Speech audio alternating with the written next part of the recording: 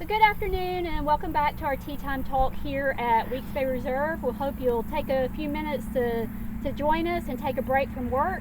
Today we have Renee Collini with us, and she's with the Northern Gulf of Mexico Sentinel Site Cooperative.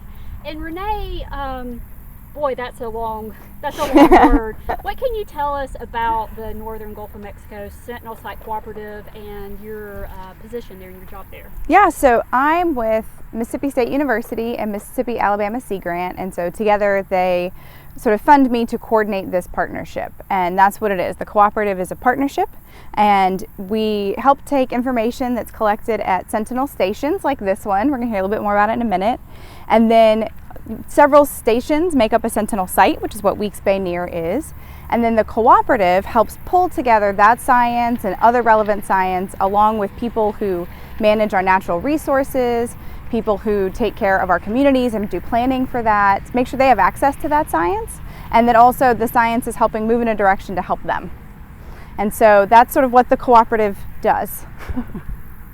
That's great, Renee. And so we also have Eric Brendan, who's our stewardship coordinator here at the reserve.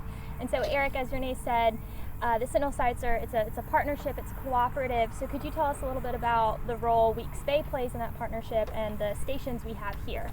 Sure. What we have here as part of our Sentinel site, there are 9 different stations where we collect high resolution surface elevations along with flora data along transects and some well water data to measure inundation. But what we're looking at right here is called a surface elevation table.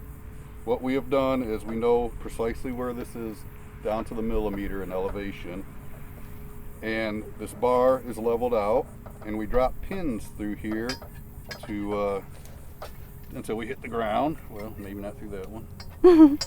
And what we do is measure from the bar up here, which tells us how the ground changes in elevation across the 36 points we take in this plot, and like I said, 9 different plots.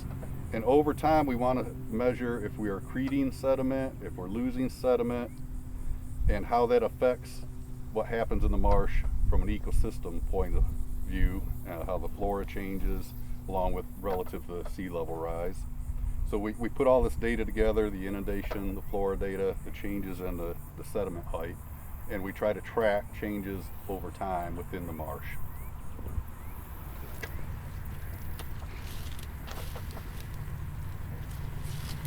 So Renee, Weeks Bay is part of that cooperative, but we're just one member in that partnership. Can you tell us about the other members that you have in that partnership, and how you take that data and what the data is used for? Absolutely. So the partnership is focused on sea level rise and inundation and understanding what's changing and what those changes are going to mean, and then transitioning that into a format that lets it get easily used by people on the ground making decisions. And so that means our partnership is everybody along that spectrum. It's researchers who are working in partnership with people like Weeks Bay or the other NEARs to understand the system and maybe run experiments.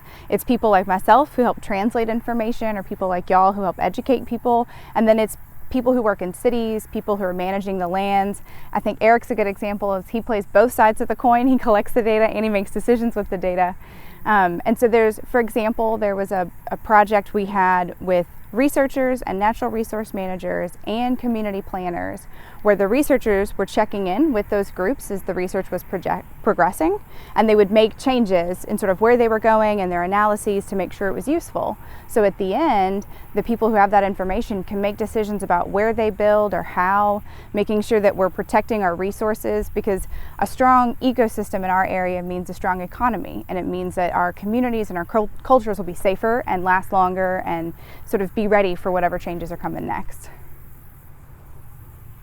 And so you talk about this information being valuable to decision makers and everything, and again, just reiterating, as a community, for a community as a whole, especially here on the coast, this topic of, resiliency is something that kind of comes up. Mm-hmm. And so how does this work, play into a more resilient coastal community?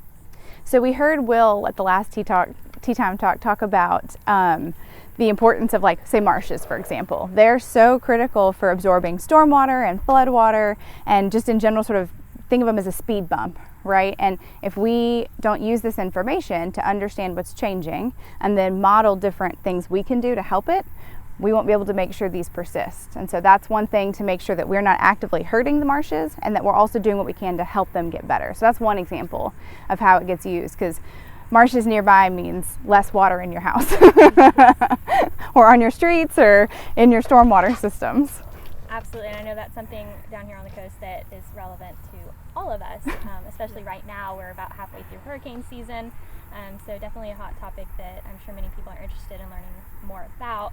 And we will be sure to share all the information about the project, the Northern Gulf of Mexico Sentinel Site Cooperative, the links for you to access if you're interested in learning more, contact information for Renee if you're interested in or have particular questions for her.